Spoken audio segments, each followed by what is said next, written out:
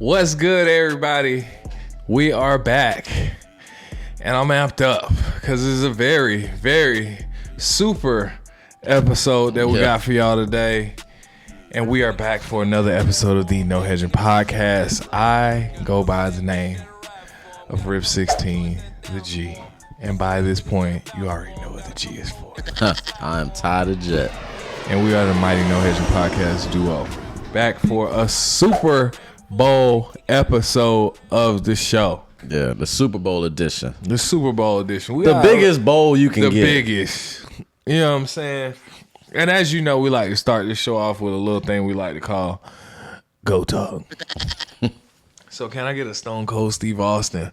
What? I like the energy. You know what I'm saying? It's no point in going small at this point. You know, as they like to say, go big or go home. They say you miss every shot you don't take. Right. All those old adages you've been hearing all day. Well, today is the day to put the shit into work. It's a Super Bowl. If you've been betting on football, you've been getting cooked. You fought back. You had a nice run. You had a nice stretch of wins. Then you turned around and you had a nice long stretch of losses. It all comes to a head at this game. Because now you got all your data. You got all your analytics. You got all the weeks. The teams done had prep. The best of the best supposed to do the best they can, and the worst of the worst supposed to go the fuck home. Crazy work. And at this point, that means you have the maximum amount of knowledge you can have for these bets. So that means you got to put it to use, baby. That means you got to show up and win, baby. You got one more game. You got to come out here. You've been waiting a long time, as Ray Lewis like to say. And now you here. You got to show up and get these W's. If you want to win like we want to win, make sure you like, share, comment, subscribe to this channel, man. That's what we all about right here, the dubs. Big W season, not the little one. What's that? I don't know what you heard. If they told you any different, what do I tell them? Fuck them. So with that being said... Let's start this off with a special edition. We're going to keep it brief because we know you already know Slick. But we're going to keep you with a brief takeaways to show you how we got here. Really quick. How did it happen? How the hell did this happen? What do we got? Well, I'll start with the NFC side of things. Okay. Blowout. Big blowout. Washington, I mean, it was competitive to a degree, but what really kind of turned that game around was turnovers. A lot of fumbles, a lot of butterfingers. Defense, too. Yeah. So, I mean, credit to Philadelphia's defense for forcing the turnovers. It seems like they really overmatched Washington. They were able to, like I said, those turnovers really changed the game, and the game got out of hand at that point. Jaden Naheem played too bad, in my opinion. I just think, guys fumbled. Austin Eckler fumbled, and it was just a lot of fumbling going on, and that's what, gave Philadelphia the extra possessions, and that's where you get a 55-23 or 56 or whatever the score was. 55-23. 55-23. Victory. I mean, 3 possessions. That's it right there. You know what I mean? That's the game. So, Washington, credit to Washington. Jaden Daniels, rookie of the year, I would say. Best rookie that I have ever seen.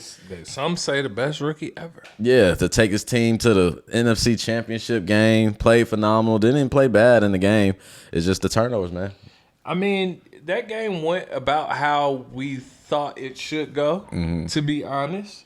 However, I think the Washington Commanders exceeded expectations far beyond what anybody expected. So, they had a little bit of hype going around them going into that game. But Saquon Barkley, or as we like to call him, Shayshawn Barkley. Yeah. Shayshawn, he broke off a run first play.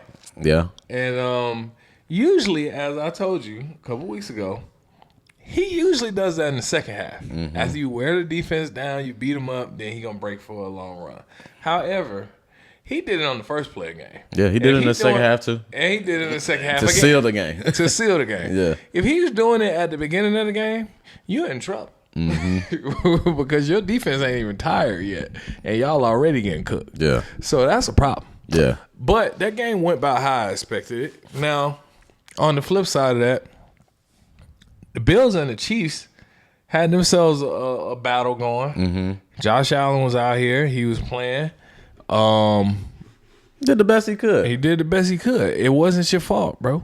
Yeah. I mean, a few questionable fourth down plays, quarterback sneaks that weren't executed to perfection. Right. As we was looking into the playoffs, like all the teams that had the most turnovers, those were the teams that lost.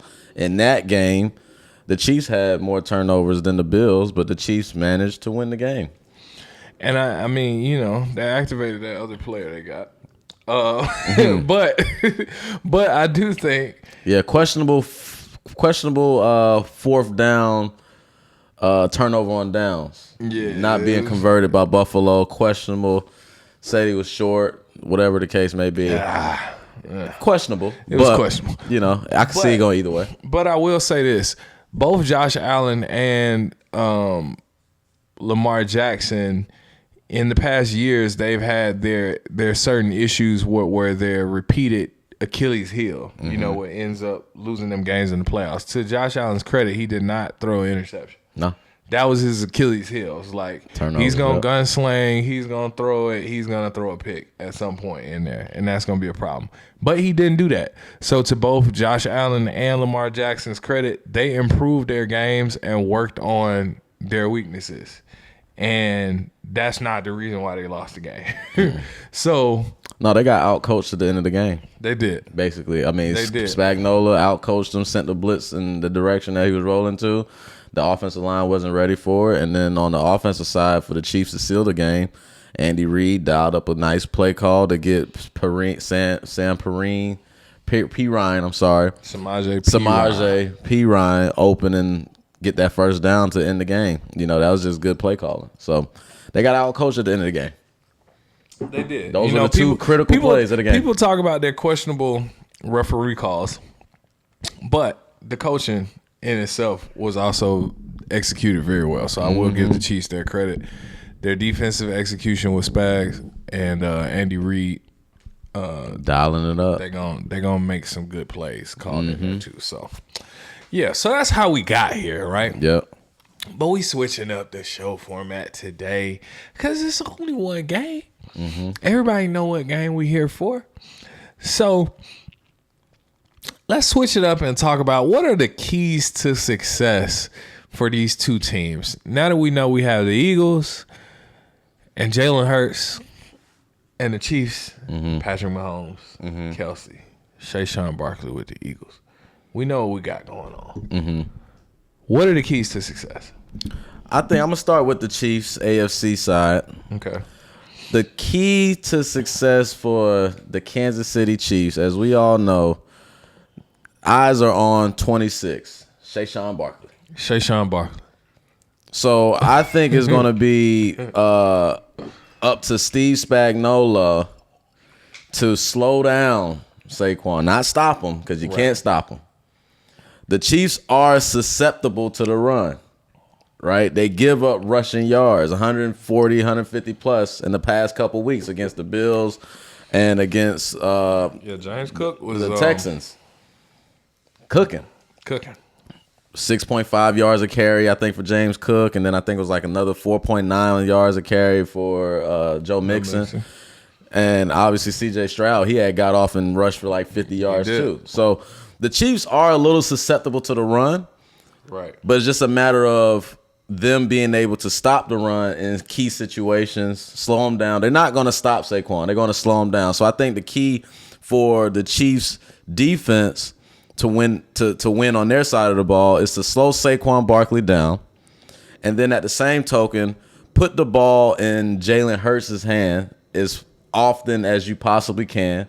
Get them in third and long often. So stop Saquon, slow Saquon down on first down, second down. Get them in third and long. So you have to convert third downs. So you're thinking the run defense on first and second down. Well, just the defense in general, but especially the run defense on first and second down are going to be key for them to be able to control this game. Yeah, and then with Spagnuolo, we all know that he's going to be able to dial up some pressures or some exotic looks that Jalen Hurts probably hasn't even seen.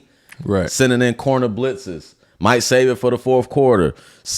Muddling up the line of scrimmage. They've had 2 weeks prep. So if you think Andy Reid is going to show up with some shit you haven't seen all season, then you are sadly mistaken. Yeah, so that Andy and Spags definitely come in with something they ain't seen. Yeah, so that's the win on the Chiefs defensive side. Now for the Chiefs offensive side of the ball, I think they have to be, obviously you got Patrick Mahomes, who's, quote unquote a GOAT. Mm-hmm. He's definitely gonna be the GOAT if he get a 3. I think their weakness or their focal point, and I think the focal point for in general will be the interior of the offensive line and defensive line, right? They have to be able to slow down those Georgia Bulldogs or those guys up front on the defensive side, right? But you got to think about it. The Chiefs offensive line does have good offensive linemen, right? That's why they're here. So being able to slow down Nolan Smith, Jalen Carter from rushing, being able to rush 4 and get to the quarterback, right? Because at the same time, Patrick Mahomes, once he starts scrambling, that's when things start getting a little funky and get a little crazy. So if they're able to kind of minimize that, then I think the Chiefs, will be in a good position to win if they're not able to allow that pressure to get to them consistently, which they haven't really been doing. But if they let Patrick Mahomes do his thing, especially on critical big third downs, then, big third down here, big third downs. It's always a big third. Yeah, down. Big third downs. If they allow Patrick to do that, then he's going to be able to do what he got to do. Kelsey, he's still going to make an impact because that's just Kelsey. He's a savvy vet. I don't think there's a single individual on the Eagles defense that can defend him. And a lot of people think this might be his last game. Yeah. So yeah, I fully expect him to show up, which I'm gonna get into that more later. But on the other side of that, I agree with what you're saying. On the other side of that, I'm looking at the Eagles, the pass defense. Mm-hmm. We it feels like we've been saying it for years now, and they still find a way to make it happen. But the Chiefs have sneaky ways or play calling and different things. So I think the Eagles' pass defense, when it comes down to that secondary with Arnold and Cooper DeJean and those guys, they're going to have to play clean. Watch the penalties because we all know the Chiefs have some questionable ref support. So you're going to have to... You're one of those guys, okay. I mean, I seen the plays, and some of that was bullshit. Let's just be honest. That's what they're going to say to winners every single time. If you winning, that's what they're going to throw. I mean, you got people doing stuff that it don't make sense, though. But... It happens in every game.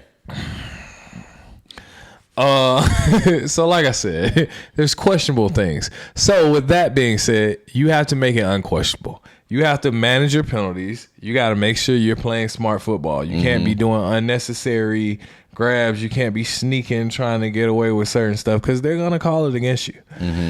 You have to go in with that mindset that they're going to call it against me. So I have to execute damn near to perfection against this team.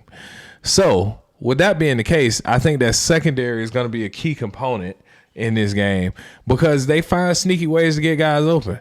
You covering Kelsey, and then next thing you know, Hollywood Brown is wide the fuck open. Or Juju, wide the fuck open. Juju. He's one of those guys. He might have three or four receptions, but when he has them receptions, is crazy. Yeah. So you gotta stay alert. You can't fall asleep on defense. You gotta be on it. You gotta execute the plan and the scheme to perfection. I'm assuming that since they've had 2 weeks to prep, they're gonna come in with a good game plan, both sides. So at that point, it's about clean execution. The pass defense and the penalty management is gonna be huge for the Eagles in terms of keys to success. The offense, I think they're gonna do what they do. I think, you can slow Saquon down, but do you really stop him? No. When the defense gets tired in the second half, is he going to break loose for a long run? Possibly. He usually does. How many receptions is A.J. Brown going to have? If you're putting all that energy on A.J. Brown, what does that do with Smitty and Dallas Goedert? it's options on offense. So I have faith that they have enough weapons to be able to execute on offense, even though the Chiefs defense and Spagnuolo is good. However, I think that defense with being able to manage the Chiefs is going to be good because you don't want them putting up 30-something points on you. That's not good. Unless you putting up goddamn 40, 50, but that's going to be hard on their defense. Chiefs put up 30-plus points. They probably going to win that game. They probably win that game. Yeah. As we just saw against the Bills. Yeah, because whenever they score 30-plus points, they win. They rarely lose. Yeah. I can't remember the last time I saw them lose scoring 30 points. Nah. That's right. And the crazy thing is they haven't really scored 30 a lot this year anyways, but when they did, they won. Right. Which was in the playoffs when it mattered. For sure. You know what I mean? Hello, Remy.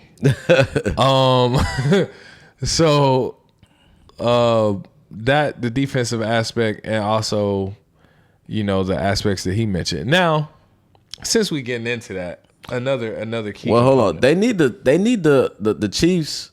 The main thing they need to focus on too is tackling Saquon. You know what I'm saying? Because trying to tackle that man one-on-one is not going to be an easy thing to do. You're going to have to team tackle, bro. Yeah, you have to gang tackle him. You can't go in there scared with your head down. You got to be about 3 players ready to wrap up and tackle him. Oh, for sure. But I do want to see that matchup between Trent McDuffie and A.J. Brown. I want to see That's a good matchup. Yeah. The problem is if you got Trent McDuffie on him, then Smitty is roaming around. Yeah. And Dallas Goedert has been coming alive. Mm-hmm. So, hey. Yeah. You gotta switch up them schemes. You're gonna have to throw some different looks, disguise some stuff. You confuse Jalen Hurts on what he's looking at, you know what I'm saying, to try to be successful offensively, which Andy Reid is a very creative coach. So I'm pretty confident that he'll come up with something. Oh yeah, Spags, he's gonna dial. Spags is gonna be all right. Trust me. Yeah. So, but that brings me to the other point I was gonna mention is, who are your impact players for this game? Like, who are the guys? I mean, obviously, we know that Pat and Jalen, your quarterbacks, are going to be key. In any football game, your quarterback play is going to be extremely important. However, what's some other impact players that you know or that you're thinking may be a key to help either side? I think, obviously, Chris Jones on the Chiefs. Right, he's their guy on the defense for sure. He's a wrecking machine. If he go in there and disrupt that Eagles offensive line, but it's going to be hard because that Eagles offensive line, you got Lane Johnson, you got Mailata, so you got good offensive linemen, potential Hall of Famers on that offensive line that he's going up against. So that's why I'm saying that battle in the trenches on both sides of the football for both teams is going to be very crucial. So I'm looking at Chris Jones on the Chiefs defense, and I'm also looking at Reed for the Chiefs, the safety. I want to see how he's able to handle Dallas Goedert, you know what I mean, while Trent McDuffie is guarding A.J. Brown. Looking at that as far as the Chiefs go. And then on the Eagles side of the football, I want to see how on the defensive side, how Bond, the linebacker for Philadelphia, how he manages to handle the interior of the defense with Travis Kelce, them and, C.J. Gardner-Johnson. So I think those are going to be some impact players to kind of look out for to see how they manage their assignments. I'm glad you mentioned Kelce because I think that Kelce is going to be important for controlling the middle of the football field. Mm-hmm. The sidelines, Pat rolls out sometimes, or AJ Brown not AJ, Hollywood Brown, and I don't even know if I'm counting. What's my boy? He's been so non-impactful lately. Ooh. DeAndre Hopkins. Oh, Hop. Yeah. I don't even know if I'm counting D-Hop, but D-Hop will come in and make you about 3. Yeah, he'll get you a first down. He'll get you a first down here and there on a key play. He hasn't been that active in the playoffs yet, but I mean, been that active. I don't want to count him out. You can't count him out because D-Hop.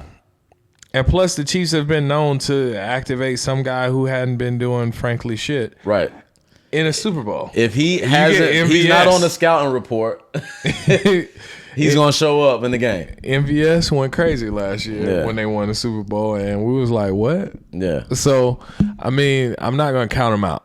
I'm not gonna do that. However, I think a guy like Kelsey controlling the middle of the field, and guys like Hollywood Brown, I would say Xavier Worthy more so than Hollywood Brown. I think Xavier Worthy is probably the number one target right now. Yeah. Well, it's always gonna be Kelsey number one.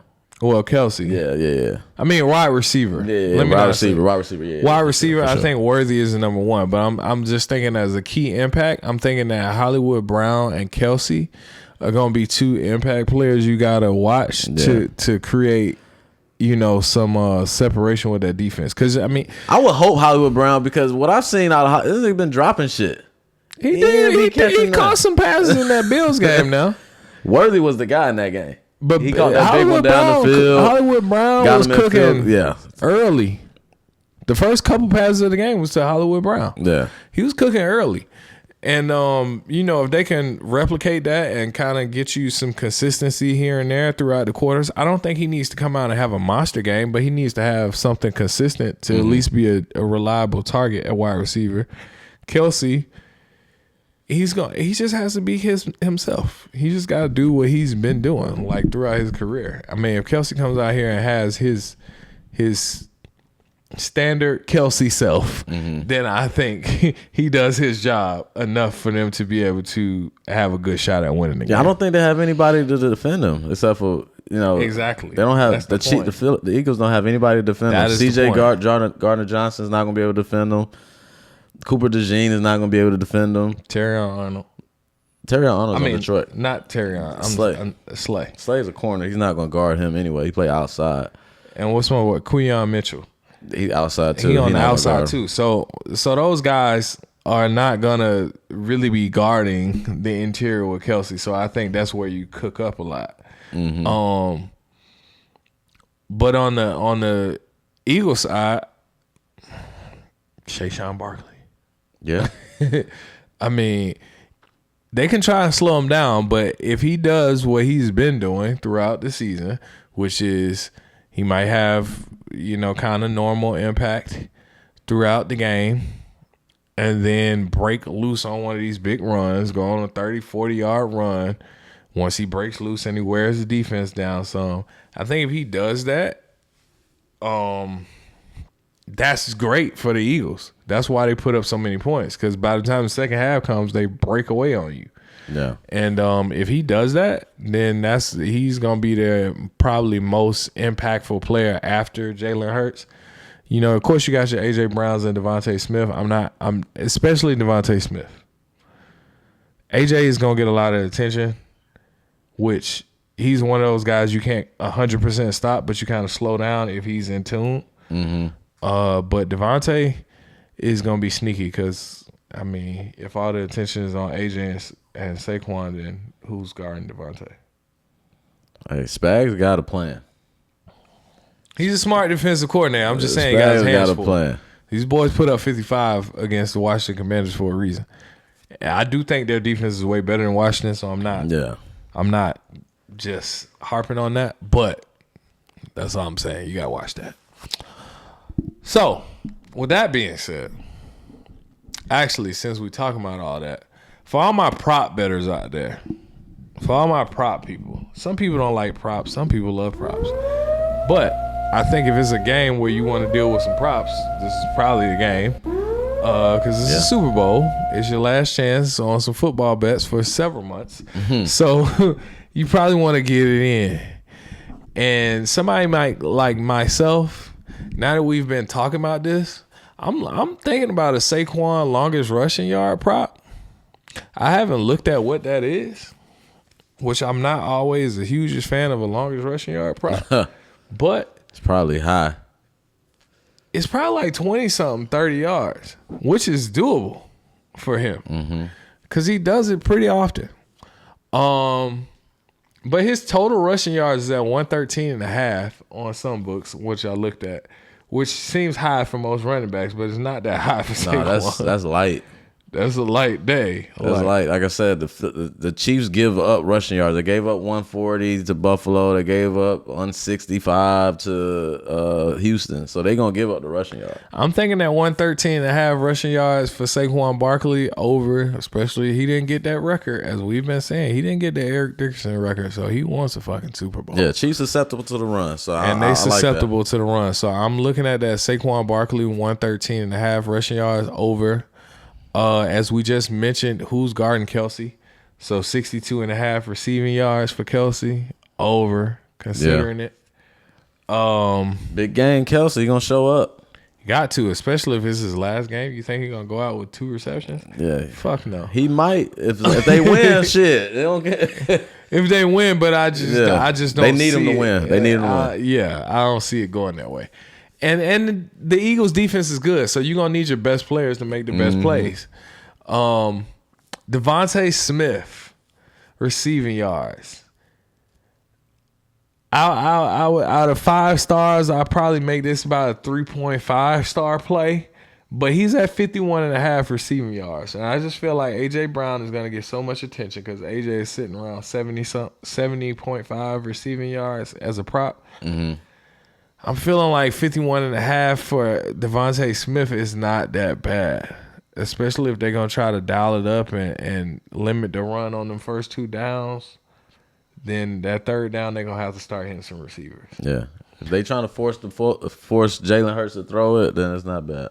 Especially off of last game. He was throwing it a lot more, so I'm not mad at that. I think, and with Xavier Worthy getting a lot of attention, I think guys like Hollywood Brown also. I don't trust Hollywood yet, bro. I haven't seen nothing out of him really. You don't trust Hollywood? Nah, I don't trust Hollywood. I don't know why you acting like he didn't do nothing last game. I do not trust Hollywood, bro. He said I don't trust Hollywood. I do not trust him. I don't know why, bro. I mean, Hollywood Brown, he had 35. He only had 3 receptions. 11 I don't trust him, bro. He had 35 last game off of 3 receptions, 11 yards per carry. I just don't trust it. He dropped balls too, bro. I'm good on Hollywood. You can take that one. Okay. He's going over. And of course, all season play, Jalen Hurts rushing, receiving touchdown. Now, this is against Spagnola's defense. But however, if they get them in short field position and they get on that goal line, the Eagles don't give a damn who they playing Get against. on that goal line, boy. You put me on that line, boy. Jalen Hurts is getting that rush. Yeah. And everybody know what play they call it, and they don't give a damn. They don't run it anyway. They ran that bitch 4, 5, 6 times against Washington. They did. And They ran Louisville it. jumped offside 3 of those times. Louisville said, fuck this. I didn't even know they could award a touchdown until that play happened. They made it up. They said, we can award a touchdown if you do it again. They made it up mid-game. They did. But apparently it's a thing. And Jalen Hurts. That's a good bet. Rushing receiving touchdown. And on if you're a prospects person, it's not even a goblin right now. So look at it. Yeah. Those are probably some of my favorite. And of course, if you got your discount plays, all of the your DFS books or whatever, they're gonna have some discounted plays. So make sure you go look at your discounted plays. I think Patrick Mahomes is at a half a yard for passing just as a freebie, free square. I'm pretty sure Sleeper is gonna throw something out there. Underdog, all these books is gonna throw something out there for a discounted play. So depending on what book you're using, look at your discount plays, pair it up in a 2-man, and just run it up that way. Mm-hmm. So that way you can eat off of two player props. Or 3 if you wanna scratch it. But if you trying to do these 6s and shit like that, you might fuck up your whole parlays last game of the season. I don't know if I'd risk it. Just do 2s and 3s, brother. 3 is pushing it. I'm gonna be honest with you. 2s and 3s. You'll see some dubs in there somewhere. Trust me. All right, man. So with all that being said, we talked about the keys, we talked about the impact plays, we talked about some props. But there's one quintessential part of this show that we always got to talk about. And that is, what are your best bets for the Super Bowl? Best bet. All right, so I thought long and hard about this. You did? I did. Okay. Still thinking. Still thinking. Still thinking. All right. Nah, so my first, I got two. I'm throwing a curveball in on you. Of course. Always. I'm going to take the over, 48.5. I believe both of these teams. I actually like that. It's going to be, even though both of these teams have good defenses, I feel like both of these teams' defenses, the opposing offense is their weakness. Right? For the Chiefs, running the football, stopping the run, or being susceptible to the run. Against one of the best rushing teams. Against one of the best rushing teams in the league. And for the Philadelphia Eagles, you're going up against Patrick Mahomes. And arguably one of the best quarterbacks ever. And Travis Kelce, one of the best tight ends ever. Right? So I feel like in that case, there's going to be some scoring being done. For sure. We're not going to look at it. We're not looking at a 13-10 Super Bowl here. Hope not. And then based off of history, if you look at the past few games from both teams, they both scored over. Right? They scored over, but they weren't going against defenses as good as their defenses, respectfully. Yeah. However, I do like the 48.5. I think people want to see some scoring, and I think Super Bowl has a unique thing where it doesn't get talked about enough. It has an extra long-ass halftime show.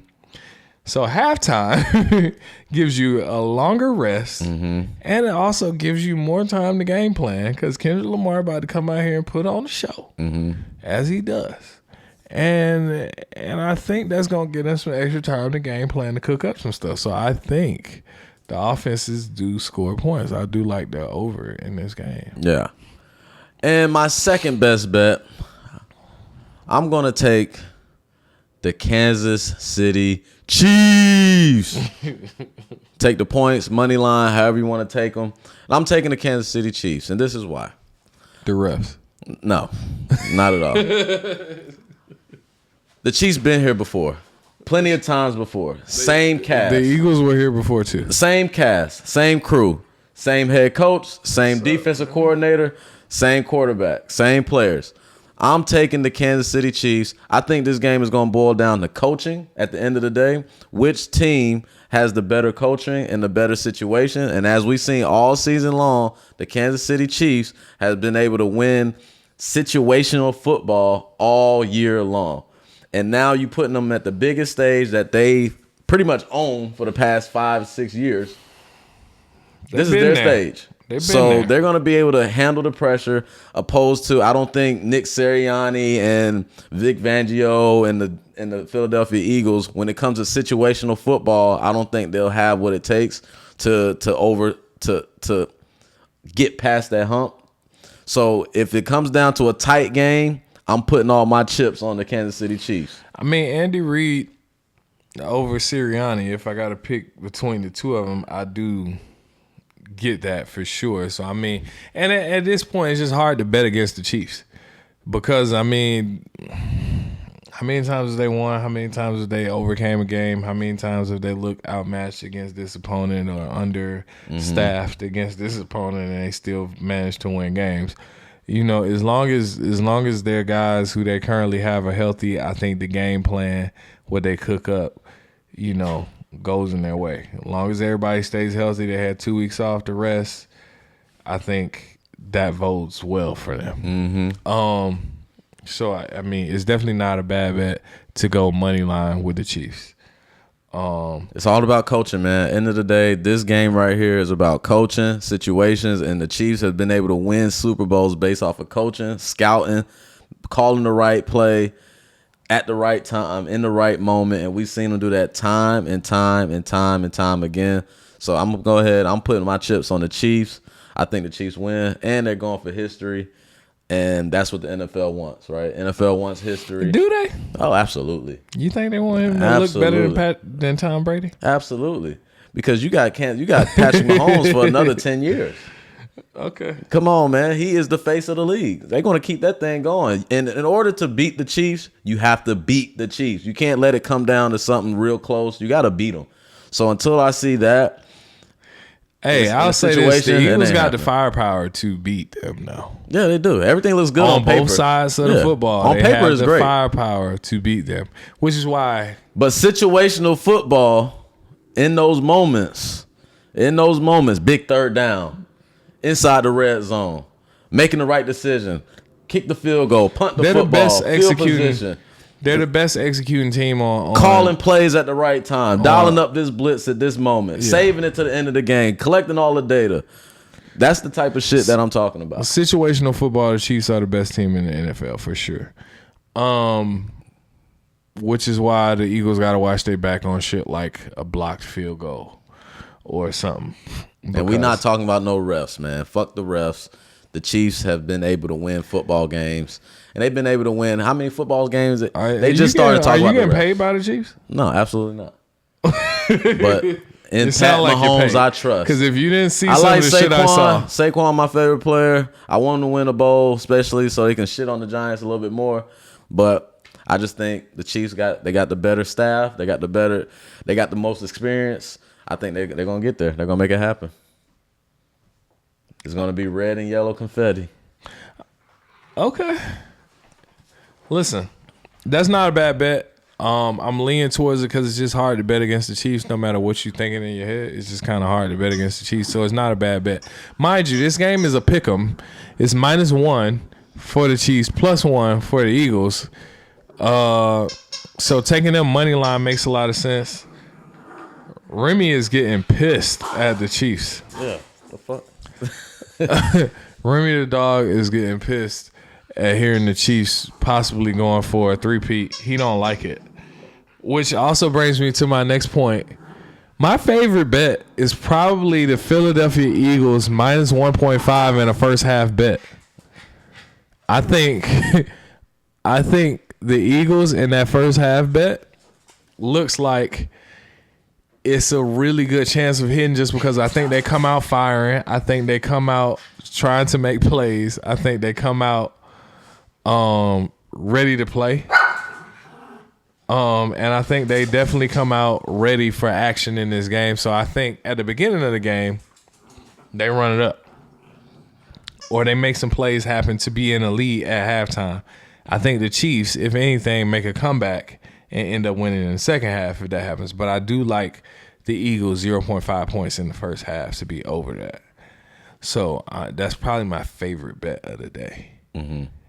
Your over 48.5 is probably my second. And Moneyline Chiefs is probably my third. If I got to talk about my best bet. Mind you, also last week, finally got a sweep on my bets. Yeah. Took a minute. It took a minute, by the way, just throwing that out there. Eagles, Chiefs, and no dogs were my bets. And finally got a sweep on that. So, hey, there's that. So I think that brings us to a winning total, if I'm not mistaken. I got to go back and look at the grand totals of everything. It'll be displayed somewhere like in here. But I think that brings us to winning totals for the season on Best Bets. Yeah, and then As well I got as, you said what? Then I won. No, you didn't. I had more Best Bet wins than you, though, by the way. Oh, we'll see. We can see it. It's on the screen right now for the people. They can see it too. That's fine. Yeah, so I got you this season. You got me last season. I got you this season. It's all good. Yeah. Yeah, don't look so sad. What else? Because you know what happens. But let us get on the line, boy, and see if. But anyway, make sure you guys like, share, comment, subscribe to the channel. This is going to be a fun game to watch. We've had a phenomenal fun run with this season. Under our new set, we done switched sceneries, we done switched the vibes, but the energy is still the same as all love. So make sure y'all keep on locking in, tapping into the channel.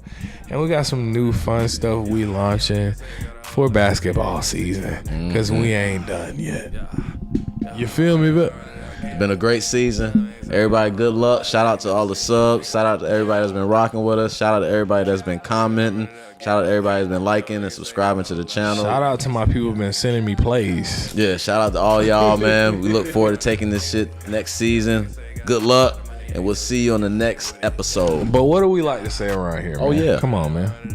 parlays, making money line plays. May all these bets continue to pay, because you could do a little teaser with that over for this game. That could be a thing. It's gonna be flame. But we'll see y'all on the next one real soon.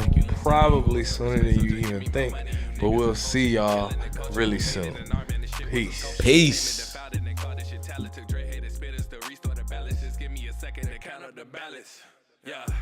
Yeah.